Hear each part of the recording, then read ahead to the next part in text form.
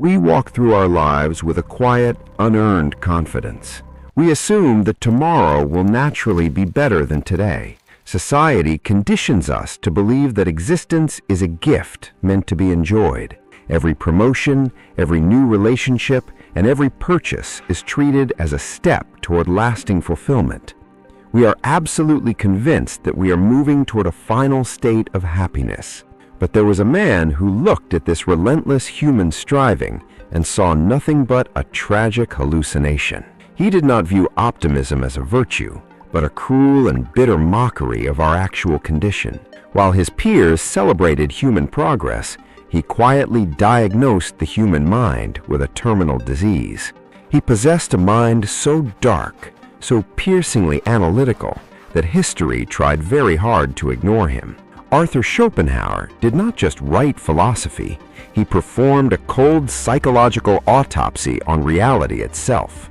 What if the very mechanics of your brain are designed to prevent you from ever finding peace? Think about the last time you desperately wanted something. You probably felt a gnawing, agonizing tension in your chest until you finally got it. He argued that this tension is the only true positive reality of your existence. We are biologically programmed to feel pain, hunger, and desire with crushing intensity. But what happens when you actually achieve that goal? The thrill vanishes almost instantly, replaced by a quiet, empty neutrality. He realized that what we call happiness is not actually a real feeling at all. It is merely a negative state, a brief and fragile moment where a specific pain has stopped. You only notice the health of your body when a sudden toothache violently demands your attention. Once the pain is gone, you do not feel a euphoric state of non-toothache. You simply feel nothing, and soon you find something entirely new to worry about. This was his devastating core premise. We are not rational creatures making conscious choices to improve our lives.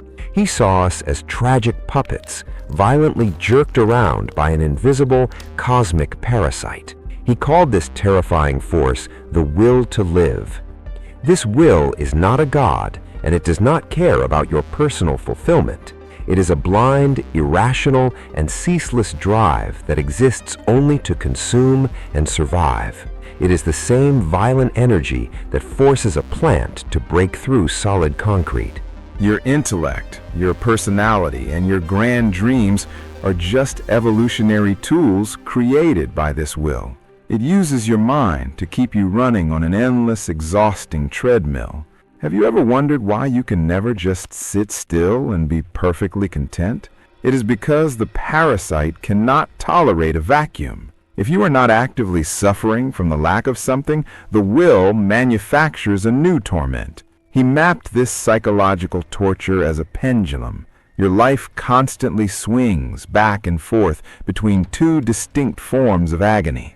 On one side is the sharp, biting pain of wanting what you do not have. You grind yourself down, sacrificing your time and energy to reach that shiny new milestone. And for a fleeting second, the pendulum pauses at the top of its arc. But the moment you secure the prize, the pendulum violently swings to the other side. It plunges you directly into a thick, deadening boredom.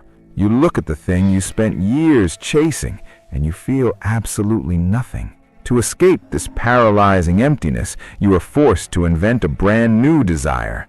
And just like that, the invisible master feeds again, and the cycle restarts. He watched society try to plaster over this terrifying truth with relentless, forced optimism.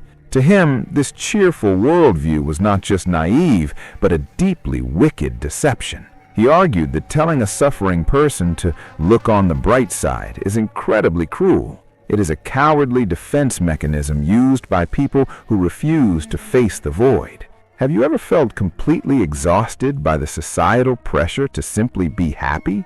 He would tell you that this pressure is a symptom of a profoundly sick culture. Optimism is a heavy chain disguised as a life preserver, dragging you further down. Even our most celebrated emotions were subjected to his cold, analytical autopsy. He looked at human love and did not see romance or a divine union of souls. Instead, he saw the ultimate biological trap set by the blind cosmic parasite.